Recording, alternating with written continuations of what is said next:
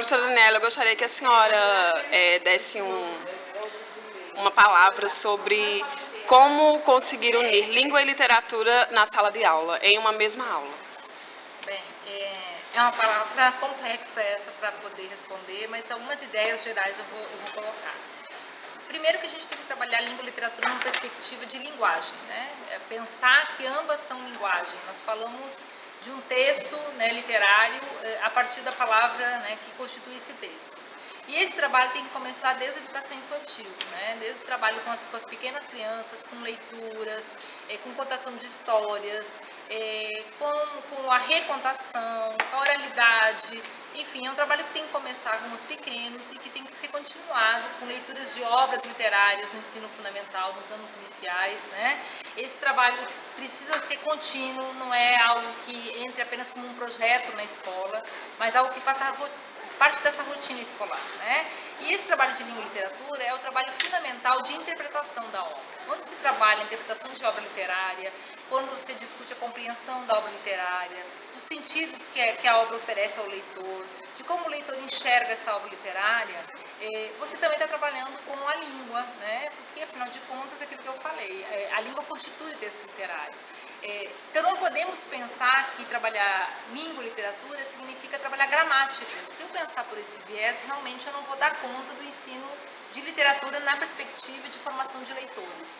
Então, o trabalho de língua e literatura no ensino fundamental é, fundamentalmente, ler muita obra literária, discutir muito esses textos literários, deixar que esse leitor faça suas relações, né, de sentido com esse texto, que ele dialogue com o texto, que ele mostre perspectivas, pontos de vista que ele enxerga nesse texto e, se possível, sempre que possível, ampliar mais ainda esse leitor, né, as relações do texto com o contexto, ou seja, com outras coisas que estão ao redor desse texto, né, que permitem, digamos assim, preencher, né, lacunas que o texto oferece para esse leitor.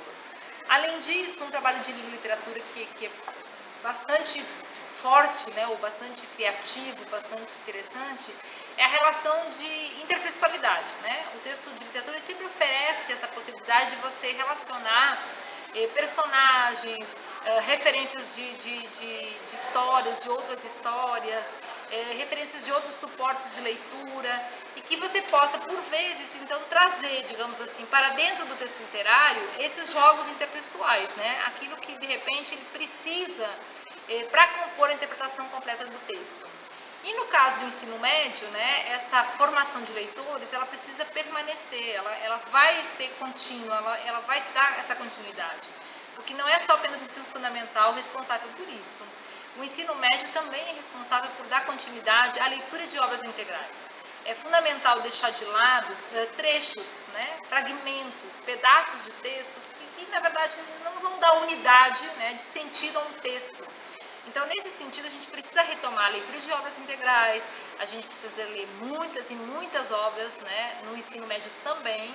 E esse processo de língua e literatura no ensino médio também vai se dar nesse processo de interpretação, de compreensão, de produção textual, de reescrita, de relações também de textos e seus intertextos.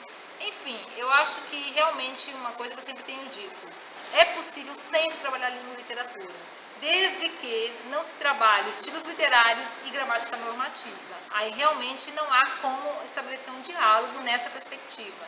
Agora, numa perspectiva de formação de leitor, de humanização, de cidadania, é possível então você ler o texto literário, porque afinal de contas, né, é ele que dá para a gente uma ampliação, né, uma visão de mundo, uma possibilidade de ver o mundo com outros olhos, de um outro olhar, de uma outra perspectiva, que não é aquela que a gente vivencia no dia a dia. Acho que é isso.